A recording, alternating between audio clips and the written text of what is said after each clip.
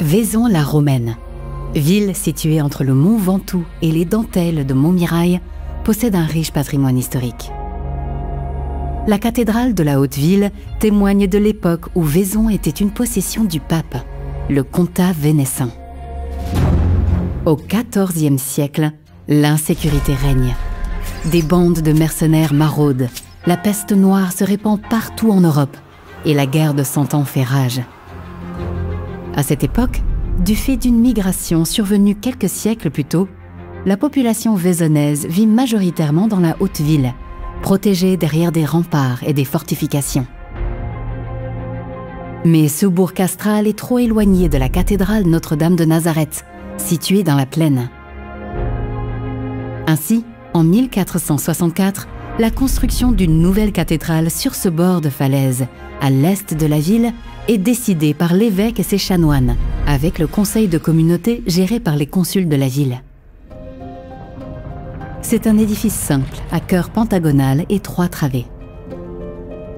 En 1470, on y ajoute un clocher.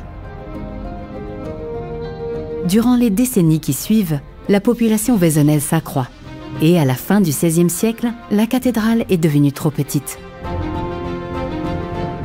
L'évêque d'alors, Guillaume de Chézolme, décide son agrandissement. Le rocher est creusé pour gagner de l'espace.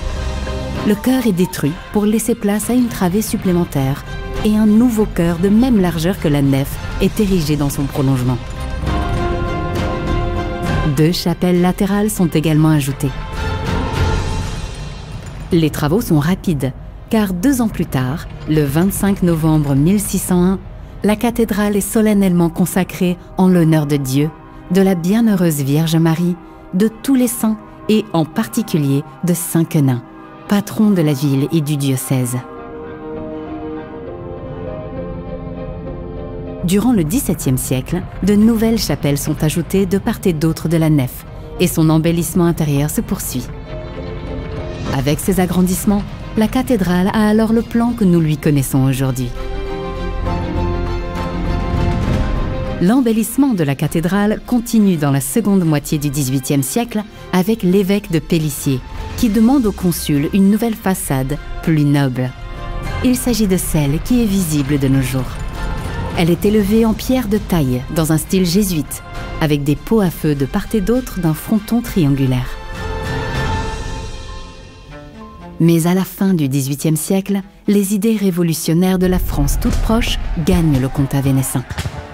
Les troubles qui se propagent dans la ville marquent le début du déclin de la cathédrale qui est pillée et partiellement incendiée. Le 6 mars 1791, le comtat et Avignon sont réunis à la France. L'évêché de Vaison est supprimé. Au cours du XIXe siècle, l'abandon de la Haute-Ville au profit d'une nouvelle agglomération en plaine s'accélère.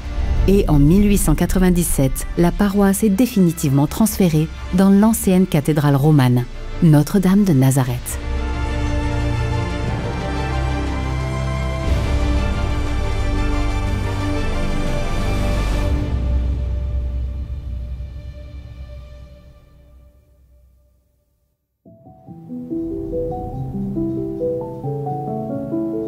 En 1992, la cathédrale est fermée par mesure administrative en raison de son insalubrité et du danger que représentent les lieux pour les visiteurs. De ce fait, les habitants de la cité médiévale sont privés de l'accès, décident en 2009 de se constituer une association, les Amis de l'église de la cité médiévale, qui a pour but de restaurer et de permettre l'ouverture au public de la cathédrale. Après la réouverture de l'église en 2013, l'association se met à la recherche de fonds pour réaliser les travaux de restauration de la cathédrale. C'est la rencontre avec le mécène suisse Léonard Janada en 2017 qui va accélérer les choses. Ce mécène, d'une grande générosité, offre à la ville l'ensemble des vitraux de la cathédrale dont elle était dépourvue, d'une grande valeur artistique car ils sont réalisés par le père Kim En-jong, mondialement connu. Pour la pose de ces vitraux, des travaux importants sont nécessaires sur les baies, sur les toitures des chapelles est, ainsi que sur toute la façade est. C'est donc un immense élan dans la restauration qui est permis par ce mécène. En octobre 2019, les vitraux sont inaugurés. Mais la cathédrale n'est pas pour autant tirée d'affaire. En effet, la falaise sur laquelle elle est édifiée est très fragile et menace effondrement. L'association, à nouveau, pour trouver des fonds, se tourne vers le loto du patrimoine et vers les collectivités territoriales. L'argent est réuni, les travaux sont exécutés, des centaines de pieux de béton de 4 à 5 mètres de longueur sont injectés. Et ainsi, la cathédrale est à nouveau sauvée.